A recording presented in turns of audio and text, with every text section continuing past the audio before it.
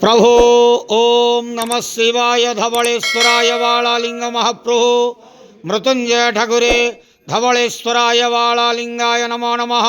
दीपं यदि परं ब्रह्मा दीपं यदि जनार्दनः दीपाहरतु मे पापो पूजा दीप नमस्तुते। आहे धवलेश्वराय वालालिंग महाप्रभो संसार सुखी रखंतु।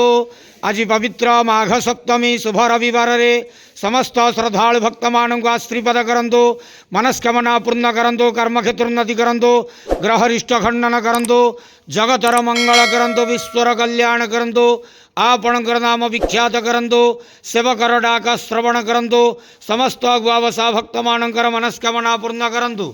जो जो भक्त माने आपण पाखरे मानसिक रखिंट तांक मानसिक पूर्ण करंतु। बाबा धवलेश्वराय वालालिंगाय नमो नमः।